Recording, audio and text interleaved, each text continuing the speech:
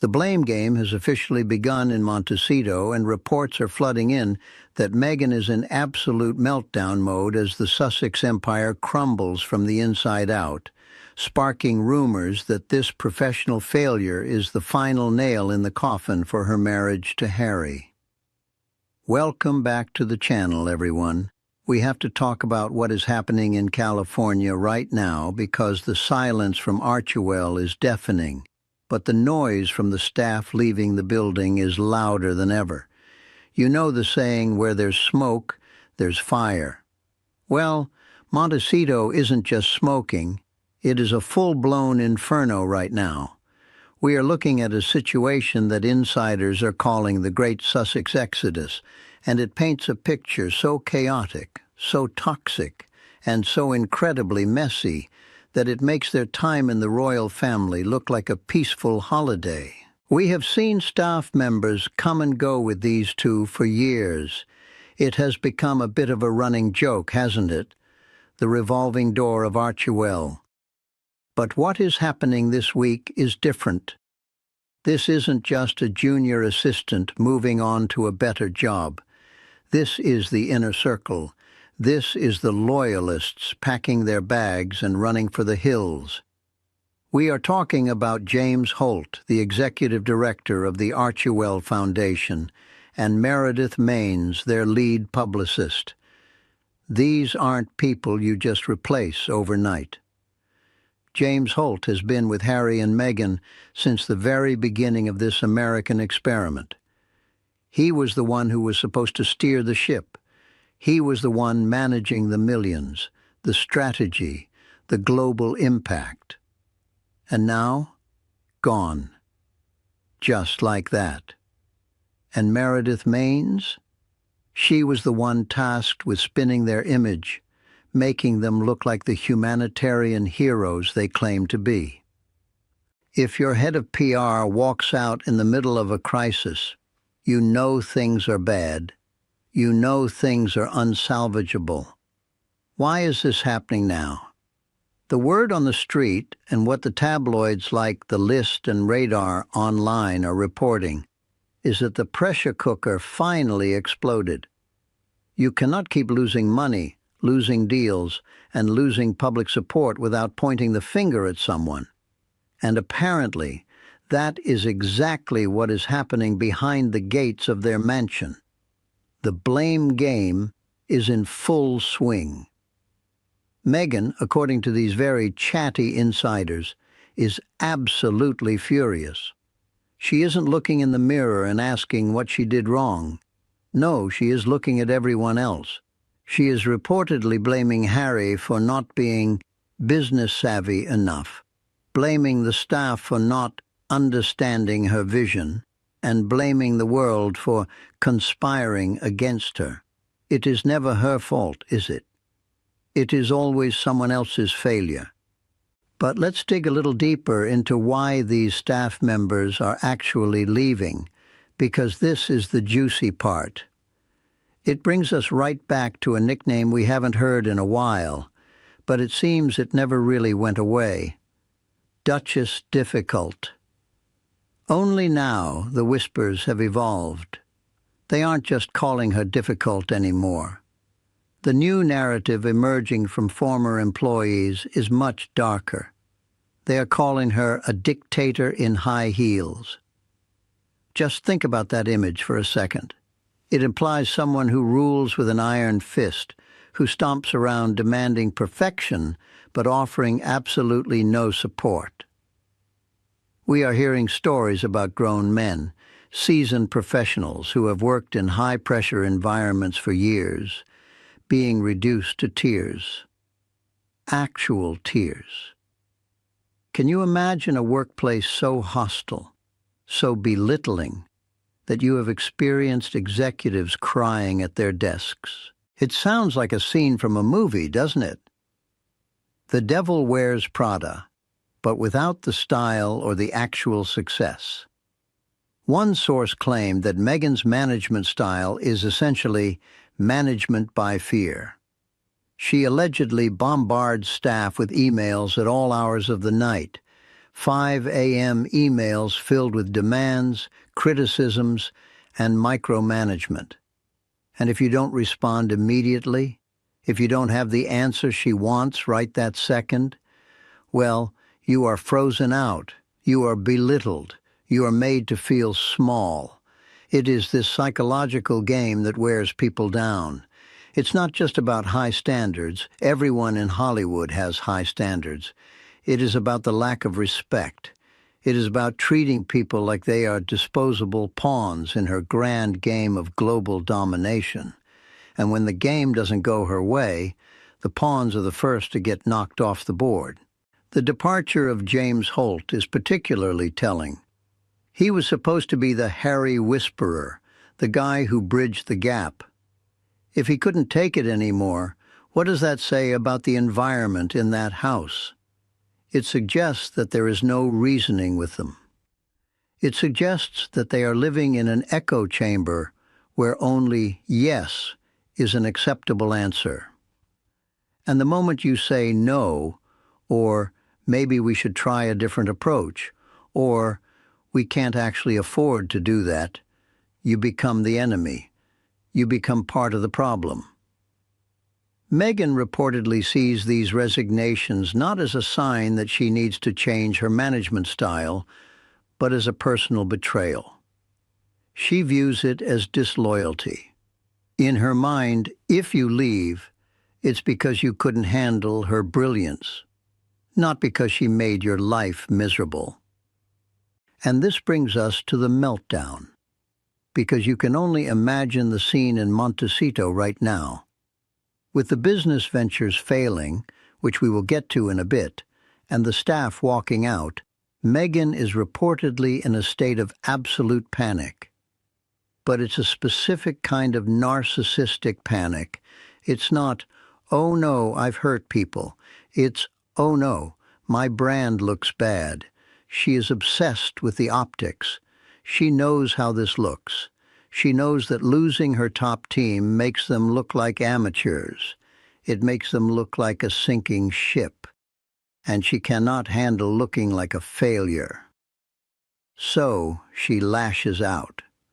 The reports say she is screaming, crying, throwing herself on the floor, metaphorically or perhaps literally, who knows, with her penchant for drama, asking why this is happening to her. She is reportedly convinced that there is a smear campaign against her. She thinks the palace is planting these stories. She thinks the British press is paying people to quit. She cannot accept the simple truth that maybe, just maybe, people don't want to work for a boss who belittles them. This paranoia is creating a bunker mentality. It's us against the world all over again. But this time, the us is getting smaller and smaller. It used to be Harry and Meghan and their loyal team against the world. Now, the team is gone, and it's just Harry and Meghan, and even that alliance is looking shaky. Insiders say the atmosphere in the house is heavy. You can cut the tension with a knife. Staff members are walking on eggshells, terrified to make eye contact, terrified to speak unless spoken to. It's described as a place of silence and fear, punctuated by outbursts of rage. Imagine working in a place where you are constantly waiting for the other shoe to drop, where you check your phone with a knot in your stomach, dreading the next text message from the boss. It is unsustainable. No amount of money is worth that kind of mental toll.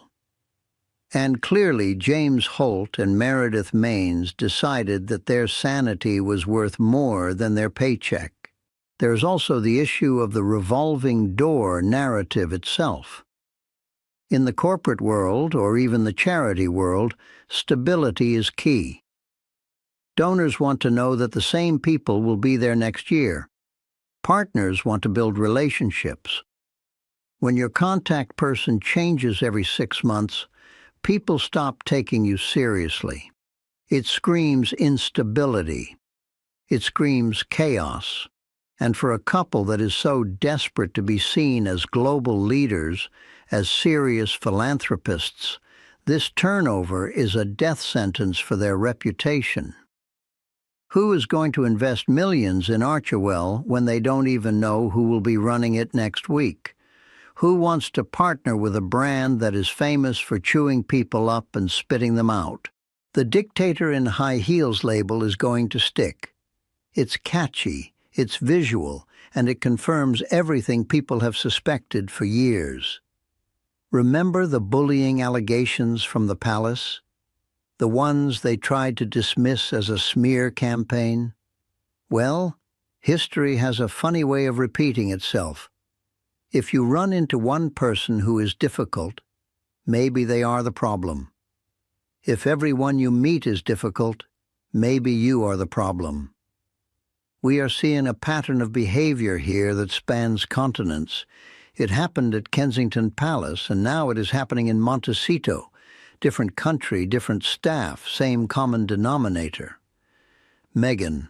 It is interesting to note that Harry is largely absent from these specific complaints about dictatorial behavior. He is often described as enabling it or standing by and letting it happen, but the venom seems to be coming from her. And that creates a whole other dynamic. The staff likely looks to Harry for help, for some kind of intervention, and he does nothing.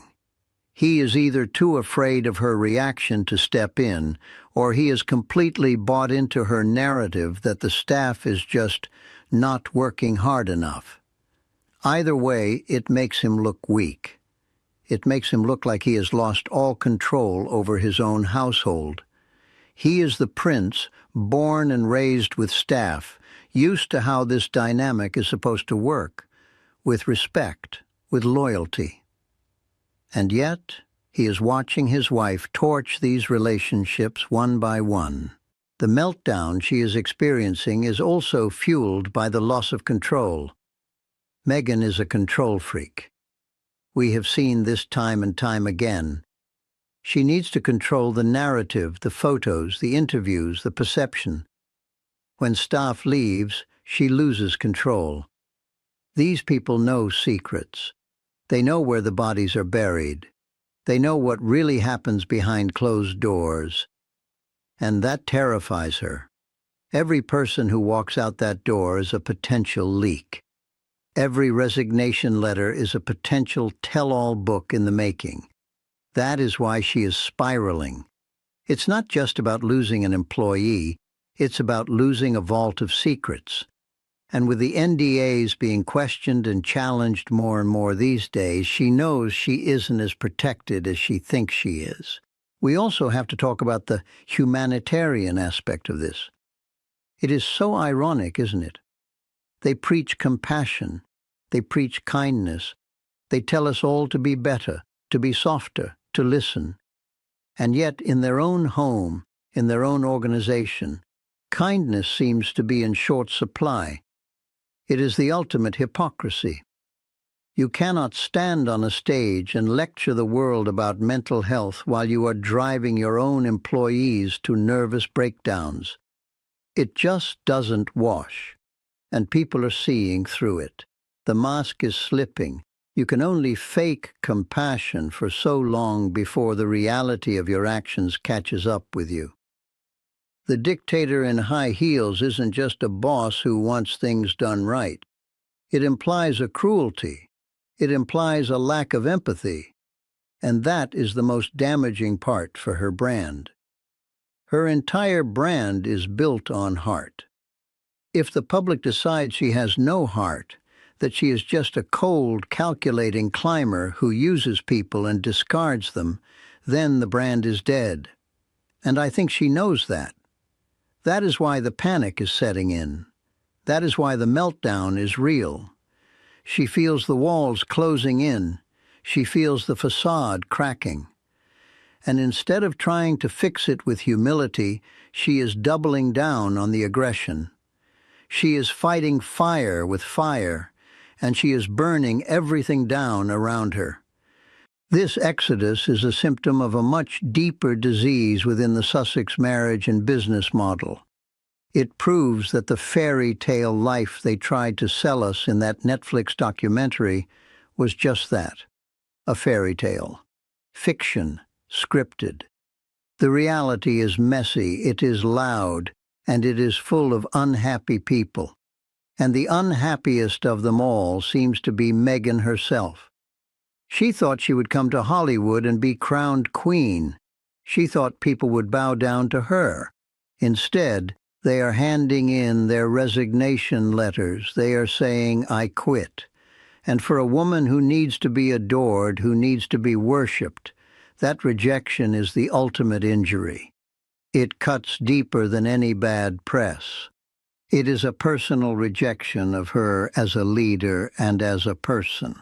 So, as James Holt and Meredith Maines drive away from that Montecito mansion for the last time, probably breathing a huge sigh of relief, they leave behind a house in chaos. They leave behind a duchess in the middle of a tantrum and a prince who is watching his life implode. But if you think the staff leaving is the worst part of the story, just wait, because the professional failure is bleeding into the personal. The stress of this business empire collapsing is tearing the marriage apart. The blame game isn't just about who forgot to send an email. It is about who ruined their life. It is about resentment. And that is what we are going to talk about next. Because if the staff can't survive Meghan, what makes us think Harry can? The rumors of divorce aren't coming out of nowhere. They are coming from the wreckage of this very disaster. We have to take a short breather because the drama is just too thick, but do not go anywhere. We have only scratched the surface of this disaster. The staff leaving is just the beginning. The real story is what this is doing to Harry and Meghan as a couple. The blame game is getting personal, and the accusations are flying. You won't believe what insiders are saying about their life behind closed doors. Welcome back. If you thought the staff exodus was the only fire burning in Montecito, you need to look closer at the house itself. Because once the assistants and the PR managers drive away, once the heavy gates swing shut, it is just Harry and Meghan left in that sprawling mansion. And according to every whisper coming out of California, the silence between them is heavier than the humid air. We have moved past the professional crisis, and we are now staring directly into the heart of a personal catastrophe.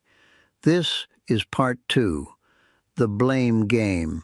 And let me tell you, nobody plays this game quite like Meghan. When money is tight, marriages get tested. It is a universal truth, whether you are living in a 2-bedroom apartment or a 16-bathroom estate. And right now, the financial reality for the Sussexes is looking grim. We were promised a billion-dollar brand. We were promised a global empire that would rival the Kardashians and the Obamas combined. Do you remember the hype? The endless press releases about how they were going to change the world of entertainment. Well, look at where we are now. The Netflix deal, which was their golden ticket, their lifeline, is hanging by a thread.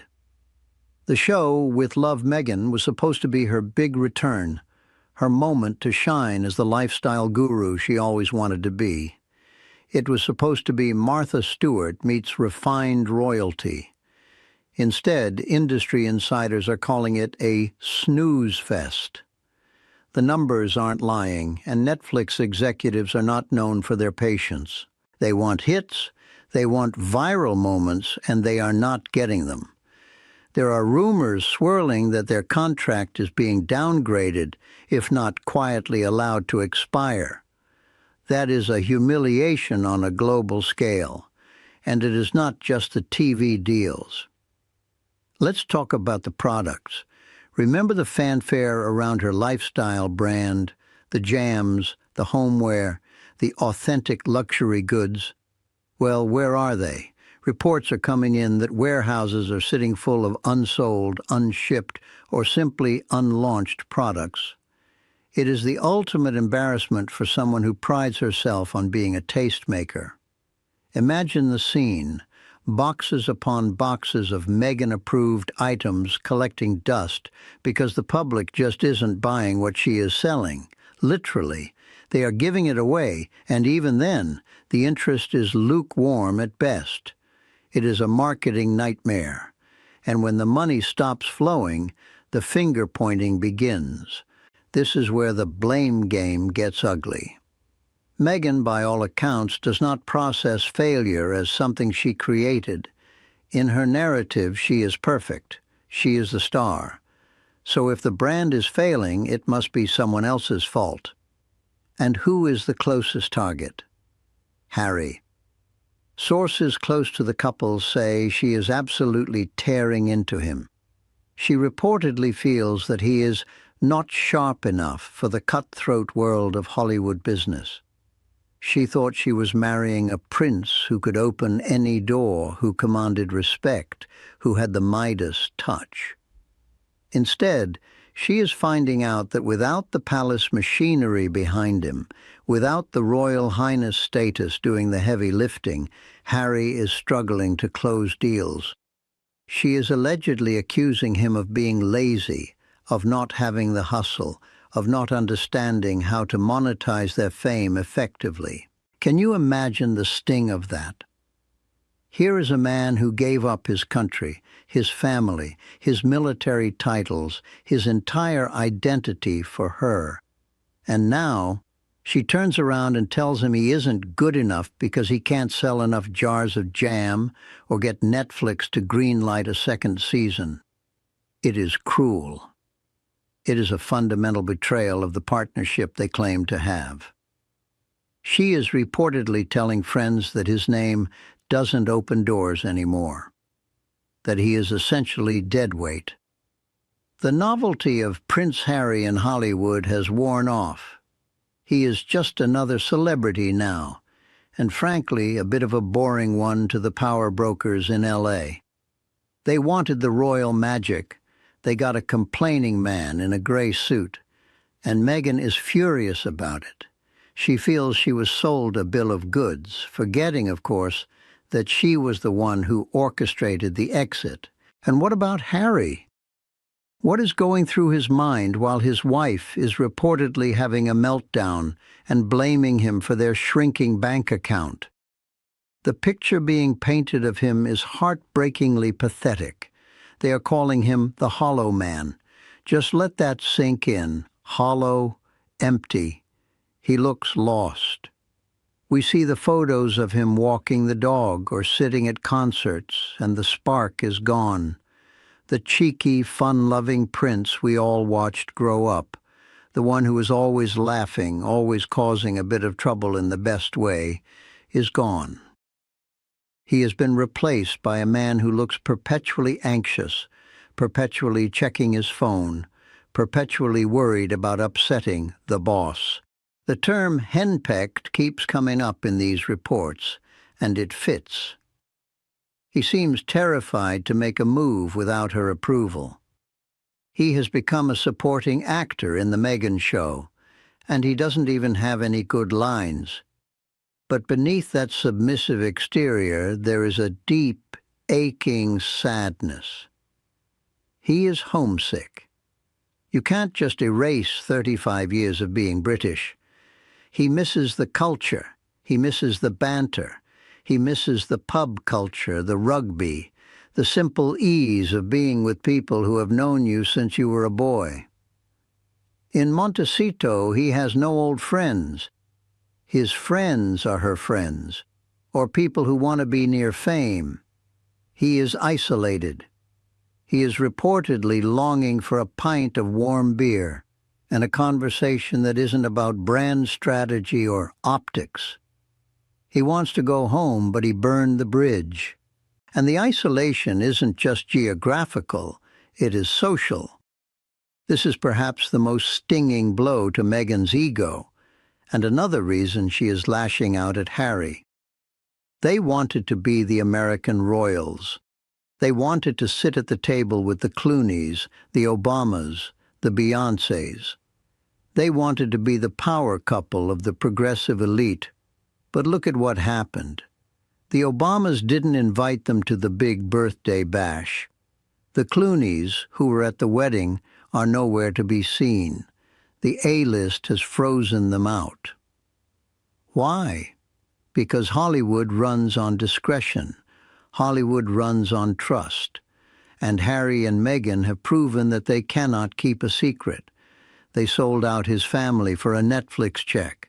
They aired dirty laundry for a book deal. If you are a celebrity with secrets, and they all have secrets, are you going to invite Harry and Meghan to your private dinner party? Are you going to let them into your inner circle? Absolutely not. You are terrified that whatever you say will end up in Spare Part 2 or a CBS interview.